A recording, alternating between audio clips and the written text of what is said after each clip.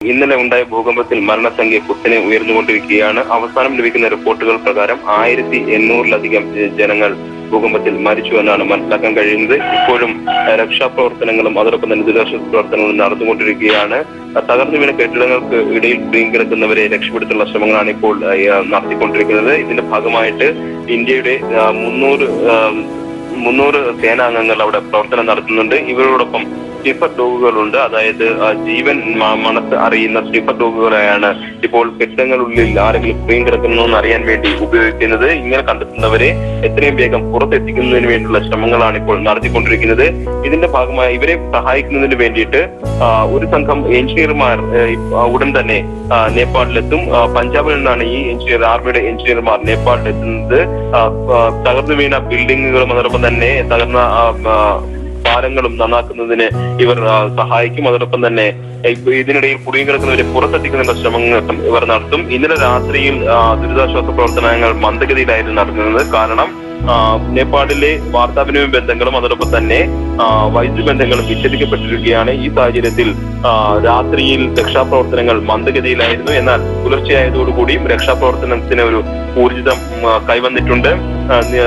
കുടുങ്ങിക്കിടക്കുന്ന ആൾക്കാരെ വേഗത്തിൽ പുറത്തെത്തിക്കുക, അതോടൊപ്പം തന്നെ പരിക്കേറ്റവർക്ക് മതിയായ ചികിത്സ ഉറപ്പുവരുത്തുക, ഇവയ്ക്കാണ് ഇപ്പോൾ പ്രാധാന്യം നൽകുന്നത്. എന്നാൽ ആശുപത്രികളെല്ലാം തന്നെ പരിക്കേറ്റവരെ കൊണ്ട് നിറഞ്ഞിരിക്കുന്നതിനാൽ വഴിയരികിൽ കിടത്തിയാണ് പലരെയും ചികിത്സിക്കുന്നത്. അതോടൊപ്പം തന്നെ ആവശ്യത്തിന് മരുന്നിന്റെ ക്ഷാമവും ഈ പ്രദേശങ്ങളിൽ അനുഭവപ്പെടുന്നുണ്ട്. ഈ സാഹചര്യത്തിൽ മരുന്നും ഭക്ഷണവും എത്രയും വേഗം എത്തിക്കുന്നതിന് വേണ്ടിയുള്ള ശ്രമങ്ങളാണ് ഇന്ത്യ നടത്തിക്കൊണ്ടിരിക്കുന്നത്. ഇന്നലെ തന്നെ 3 ടൺ ദുരിതാശ്വാസ സാമഗ്രികൾ കാഠ്മണ്ഡുവിൽ എത്തിച്ചിട്ടുണ്ട്. തുടർന്നും ഇത്തരത്തിലുള്ള സഹായങ്ങൾ ഇന്ത്യയുടെ ഭാഗത്തു നിന്ന് ഉണ്ടാകും. 10 ഹെലികോപ്റ്ററുകളാണ് ഗ്രാമങ്ങളിൽ ഭക്ഷണ സാധനങ്ങളും അതോടൊപ്പം തന്നെ മരുന്നുകളും എത്തിക്കുന്നതിന് വേണ്ടിയിട്ട് ഇന്ത്യ നിയോഗിച്ചിരിക്കുന്നത്. കാഠ്മണ്ഡുവിൽ 5ഉം അതോടൊപ്പം തന്നെ പൊക്രയിൽ 5 ഹെലികോപ്റ്ററുകളും ഇതിനുവേണ്ടി പ്രവർത്തിക്കും. എന്നാൽ പ്രധാന പ്രശ്നം നിലനിൽക്കുന്നത് റോഡുകൾ തകർന്നതാണ്. റോഡുകൾ തകർന്നത് മൂലം നേപ്പാളിലെ ഉൾപ്രദേശങ്ങളിലേക്കും അതോടൊപ്പം തന്നെ കാഠ്മണ്ഡുവിലേക്ക് പോലും എത്തിപ്പെടാൻ പറ്റാത്തൊരു അവസ്ഥ നിലനിൽക്കുന്നുണ്ട്. ഈ സാഹചര്യത്തിൽ ആകാശമാർഗമുള്ള രക്ഷാപ്രവർത്തനത്തിനാണ് പ്രാധാന്യം നൽകുന്നത്. ഇന്ത്യ ഇന്നലെ ഇവിടുന്ന് കൊണ്ടുപോയ സാധന സാമഗ്രികളും അതോടൊപ്പം തന്നെ ദേശീയ ദുരന്ത നിവാരണ സേനാംഗങ്ങളും അവിടെ പ്രവർത്തനം തുടങ്ങിക്കഴിഞ്ഞിട്ടുണ്ട്. ഇന്നലെ കൊണ്ടുപോയ സാധന സാമഗ്രികളെല്ലാം തന്നെ ഹെലികോപ്റ്റർ മുഖാന്തരം ഇന്ത്യ ഇന്ന് വിതരണം ചെയ്യും. അതോടൊപ്പം തന്നെ ഇന്നും ഇത്തരത്തിലുള്ള അവശ്യ സാധനങ്ങൾ നേപ്പാളിൽ ഇന്ത്യയിൽ എത്തിക്കും. അതിനിടെ നേപ്പാളിൽ കുടുങ്ങിക്കിടന്ന 544 ഇന്ത്യക്കാരെ ഇന്ത്യൻ വ്യോമസേന തിരികെ എത്തിച്ചു. ഇന്നലെ രാത്രി സാധന സാമഗ്രികളുമായി നേപ്പാളിലേക്ക് പോയ 4 ഇന്ത്യൻ വ്യോമസേന വിമാനങ്ങളിലാണ് ഈ 544 പേരെ തിരികെ എത്തിച്ചത്. കൂടുതൽ പേർ അവിടെ കുടുങ്ങിക്കിടക്കുന്നുണ്ട്. ഇന്ത്യൻ എംബസി ഇവരെ തിരികെ എത്തിക്കുന്നതിന് വേണ്ടിയുള്ള എല്ലാ ശ്രമങ്ങളും നടത്തുന്നുണ്ട്. സഹായങ്ങളുമായി നേപ്പാളിലേക്ക് പോകുന്ന വിമാനങ്ങളിൽ ഇവരെ തിരികെ എത്തിക്കാനുള്ള ശ്രമങ്ങളാണ് ഇപ്പോൾ നടത്തിക്കൊണ്ടിരിക്കുന്നത്. ഇപ്പോൾ നേപ്പാളിൽ നിന്ന് അജയ് കുമാർ ചേർന്നു. അജയ് കുമാർ, നേപ്പാളിലെ സ്ഥിതി എത്രത്തോളം ഭീതിജനകമാണ്? കാരണം തുടർചലനങ്ങൾ ഉണ്ടാവുകയാണ്. ഇന്നലെ രാത്രി മുഴുവൻ ജനങ്ങൾ വീടിന് പുറത്ത് കഴിയേണ്ട അവസ്ഥയാണ്. എത്രത്തോളം പരിതാപകരമാണ് അവിടുത്തെ അവസ്ഥ? അതെ. ഇന്നലെ രാത്രി ഇപ്പോൾ കൂടി ഇവിടുത്തെ നേപ്പാൾ പോലീസിന്റെ അനൗൺസ്മെന്റ് ഉണ്ടായിരിക്കുകയാണ്. അടുത്ത 48 മണിക്കൂർ നേരത്തേക്ക് ജനങ്ങൾ വീടിന് പുറത്ത് തന്നെ കഴിയുമെന്നാണ് പോലീസ് അനൗൺസ് ചെയ്തിരിക്കുന്നത്. ഇപ്പോഴും അത് മാത്രമല്ല മരണസംഖ്യ പറ്റി ഒരു വ്യക്തമായ ഒരു അവസ്ഥ ഇപ്പോൾ ആർക്കും തന്നെ പറയാൻ പറ്റാത്തൊരവസ്ഥയാണ് ഇപ്പോൾ. കാര്യം പല വീടുകളിലും പല ഹോട്ടലുകളിലും തകർന്നതിനടിയിൽ കണ്ടമാനം ജനങ്ങൾ ഉണ്ടാവാനുള്ള സാധ്യതയാണ് നിലവിലുള്ളത്. ഇന്ന് വൈകുന്നേരത്തോടു കൂടി മാത്രമേ ഒരു അല്പമെങ്കിലും അതിനെപ്പറ്റി ഒരു വ്യക്തത കൈവരികയുള്ളൂ. മരണസംഖ്യ വളരെയധികം വരാനുള്ള സാധ്യതയാണ് ഇപ്പോൾ നിലവിലുള്ളത് ഇവിടെ. അജയ്കുമാർ, ഇന്ന് രാവിലെയും ചലനങ്ങൾ ഉണ്ടായി എന്ന് പറയുന്നു. അത് ഇത്രത്തോളം ഏതെങ്കിലും തരത്തിലുള്ള നാശനഷ്ടങ്ങളോ അല്ലെങ്കിൽ വലിയ തോതിൽ അനുഭവപ്പെട്ടിരുന്നോ? ഇല്ല, വലിയ തോതിലല്ല. അത് അടുത്ത 48 മണിക്കൂർ നേരം വീണ്ടും ഇതേമാതിരിയുള്ള ചെറിയൊരു ചലനങ്ങൾ ഉണ്ടാവാൻ സാധ്യതയുണ്ട് എന്ന് ഇവിടെ അനൗൺസ്മെന്റ് ഇവിടുത്തെ ലോക്കൽ അഡ്മിനിസ്ട്രേഷൻ ഇവിടുത്തെ പോലീസ് അവർ അനൗൺസ് ചെയ്യുന്നുണ്ട്. എന്നാൽ രാത്രിയിലും ഇവിടെയുള്ള ജനങ്ങളെല്ലാം വീടിന് വെളിയിൽ രാത്രി കഴിച്ചു കൂട്ടിയ ഒരവസ്ഥയായിരുന്നു ഉണ്ടായിരുന്നു. അജയ്കുമാർ, അവിടെ രക്ഷാപ്രവർത്തനം എങ്ങനെയാണ് പുരോഗമിക്കുന്നത്? പ്രധാനമായും റോഡുകളെല്ലാം തടസ്സപ്പെട്ടിരിക്കുന്ന ഒരു അവസ്ഥയാണ്. റോഡുകളെല്ലാം തന്നെ തടസ്സപ്പെട്ടിരിക്കുകയാണ്. ഇപ്പോൾ കാഠ്മണ്ഡു കേന്ദ്രീകരിച്ചാണ് മാക്സിമം രക്ഷാപ്രവർത്തനം നടന്നുകൊണ്ടിരിക്കുന്നത്. എന്നാൽ കാഠ്മണ്ഡുവിലെ വെളിയിൽ ഇപ്പോൾ ഇന്ന് രാവിലെ തന്നെ ഇവിടുത്തെ പ്രമുഖ ന്യൂസ് ചാനലുകളിൽ ന്യൂസ് വന്നു തുടങ്ങിയിട്ടുണ്ട്. അവിടുത്തെ കൂടിയുള്ള രക്ഷാപ്രവർത്തനങ്ങൾ ലൈവീകരിക്കാനുള്ള ശ്രമമാണ്. മെയിൻ പ്രശ്നം ഇവിടെ ഇപ്പോൾ കാലാവസ്ഥ അതിന് അനുകൂലമല്ല. അതുമാത്രമല്ല മെയിൻ റോഡുകളെല്ലാം തന്നെ തകർന്നു തരിപ്പണമായ ഒരവസ്ഥയാണ്. ഒപ്പം തന്നെ ഇന്ത്യക്കാരും മലയാളികളും അടക്കം ഒരുപാട് പേര് അവിടെ കുടുങ്ങിക്കിടക്കുന്നുണ്ടെന്ന് പറയപ്പെടുന്നുണ്ട്. അവരെ പൂർണ്ണമായും ഇങ്ങോട്ടേക്ക് എത്തിക്കാൻ, ഇന്ത്യയിലേക്ക് എത്തിക്കാൻ കഴിഞ്ഞിട്ടുണ്ടോ? ഇല്ല, അതിന്റെ രക്ഷാപ്രവർത്തനങ്ങൾ ഇന്നലെ രാത്രി മുതൽ തന്നെ രക്ഷാപ്രവർത്തനങ്ങൾ ഇവിടെ തുടങ്ങിയിട്ടുണ്ട്. ഇന്ത്യൻ എയർഫോഴ്സിന്റെ ഹെർക്കുലീസ് വിമാനങ്ങൾ ഇവിടെ എത്തിയിട്ടുണ്ട്. അത് അവരെ രക്ഷാപ്രവർത്തനങ്ങൾ അത് മാത്രമല്ല, ഇന്ത്യയിൽ നിന്നും മാത്രമല്ല, ഇന്ന് അമേരിക്ക, ചൈന തുടങ്ങിയ രാജ്യങ്ങളിൽ നിന്നും അവരുടെ രക്ഷാപ്രവർത്തനങ്ങൾ ടീമുകൾ ഇന്ത്യ നിന്ന് കാഠ്മണ്ഡുവിൽ എത്തുന്നുണ്ട്. വൈകുന്നേരത്തോടു കൂടി മാത്രമേ ഇവിടുത്തെ ഒരു വ്യക്തത കൈവരികയുള്ളൂ. മരണം ഉയരാൻ തന്നെയാണ് സാധ്യത. തീർച്ചയായും. അതുപോലെ തന്നെ ഉൾപ്രദേശങ്ങളിലുള്ളവരാണ് ഏറ്റവും കൂടുതൽ രക്ഷാ സഹായം കിട്ടാതെ ബുദ്ധിമുട്ടുന്നത്. ഉൾപ്രദേശങ്ങളിലേക്കുള്ള രക്ഷാപ്രവർത്തനം അതെങ്ങനെയാണ് അവിടെ നടക്കുന്നത്? അതാണ് ഇപ്പോഴത്തെ ഏറ്റവും വലിയ പ്രശ്നം നേപ്പാൾ സർക്കാരിനെ സംബന്ധിച്ചിടത്തോളം. എന്തെന്ന് വെച്ചാൽ ഉൾപ്രദേശങ്ങളിൽ നല്ല റോഡ് കണക്ടിവിറ്റി കംപ്ലീറ്റ് ആയി തകർന്ന ഒരു അവസ്ഥയാണ് ഇപ്പോൾ നിലവിലുള്ളത്.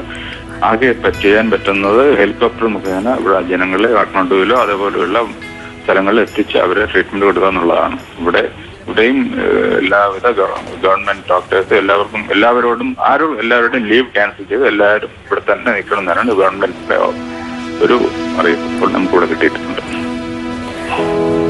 ദുരന്ത നിവാരണ അതോറിറ്റിയിലെ ശേഖർ നമ്മോടൊപ്പം ചേർന്നു. ശേഖർ, നേപ്പാളിലെ ഒരു അവസ്ഥ വെച്ചിട്ട് അവിടെ ഏറ്റവും രക്ഷാപ്രവർത്തനത്തിന് തടസ്സം നിൽക്കുന്നത് അവിടുത്തെ ഇൻഫ്രാസ്ട്രക്ചർ തന്നെയാണ്. പ്രധാനപ്പെട്ട റോഡുകളില്ല, ഇലക്ട്രിസിറ്റി ഇല്ല, അങ്ങനെ ഒരുപാട് ബുദ്ധിമുട്ടിലാണ്. അപ്പോൾ രക്ഷാപ്രവർത്തനം ഏത് രീതിയിലായിരിക്കും രക്ഷാപ്രവർത്തനം നടത്താൻ കഴിയുക?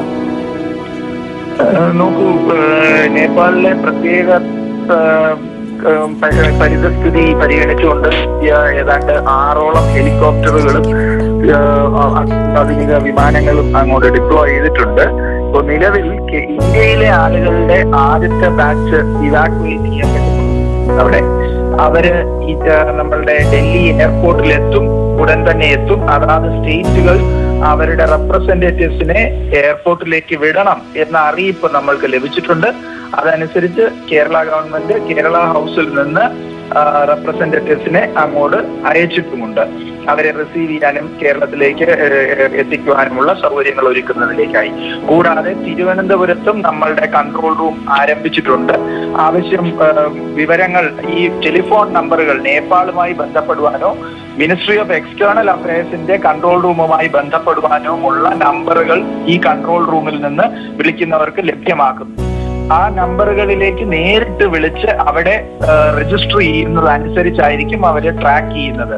നമ്മൾക്ക് ഒരു സ്റ്റേറ്റ് ഗവൺമെന്റ് എന്നുള്ള നിലയിൽ നേപ്പാളിലേക്ക് ഇടപെട്ട് പ്രവർത്തിക്കുവാൻ MEA വഴിയേ സാധിക്കുകയുള്ളൂ.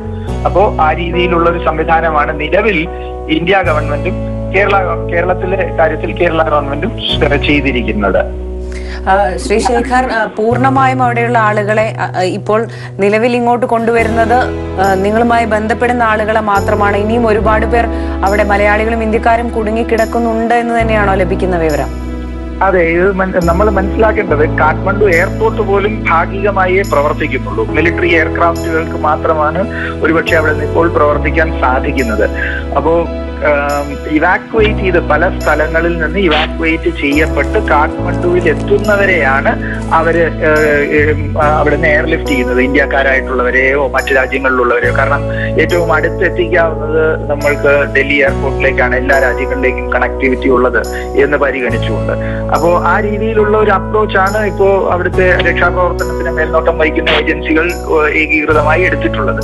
അപ്പൊ നമ്മൾ ആ പ്രദേശത്ത് ഇപ്പോ നേരത്തെ എനിക്ക് മുൻപ് സംസാരിച്ച അദ്ദേഹം സൂചിപ്പിച്ചതുപോലെ ഈ കാഠ്മണ്ഡുവിന് ചുറ്റുമുള്ള മലയോര പ്രദേശങ്ങൾ തീർത്തും ഒറ്റപ്പെട്ടിരിക്കുന്ന ഒരു അവസ്ഥയാണ്. കാഠ്മണ്ഡുവിലേക്ക് ആളുകൾക്ക് വന്നെത്താനുള്ള ബുദ്ധിമുട്ടുണ്ട്. അപ്പൊ അതൊന്ന് നോർമലൈസ് ചെയ്യുകയും അങ്ങോട്ടുള്ള വാഹന ഗതാഗതമൊക്കെ സുഗമമാകുന്നതിനും വരെ അത്തരം പ്രദേശങ്ങളിൽ പെട്ടിട്ടുള്ളവർക്ക് ബുദ്ധിമുട്ടുണ്ട്. പക്ഷെ ഇന്ത്യക്കാർ ബഹുഭൂരിപക്ഷവും കാഠ്മണ്ഡുവിനെ കേന്ദ്രീകരിച്ചാണ് വിനോദസഞ്ചാരത്തിനും മറ്റും പോയിരിക്കുന്നതെന്നാണ് വിവരം. അതിൽ പലരും തന്നെ സേഫ് ആണ് എന്ന വിവരവുമാണ് ലഭിക്കുന്നത്. കാരണം നല്ല സാമാന്യം തെറ്റില്ലാത്ത ഹോട്ടലുകളിലും ഒക്കെയാണ് താമസിക്കുന്നത്. പിന്നെ ഭൂമികുലുക്കം ഉണ്ടായ സ്ഥിതിക്ക്, അവിടെ നാശനഷ്ടമുള്ള സ്ഥിതിക്ക് അവർക്കും അതിന്റെ ചില കെടുതികൾ നേരിടേണ്ടി വരും. ജലം ലഭിക്കുവാനുള്ള ജലലഭ്യത കുറവായിരിക്കും. കുറച്ചു ദിവസം വൈദ്യുതി തീർത്തും ഡിസ്കണക്റ്റഡ് ആണ്.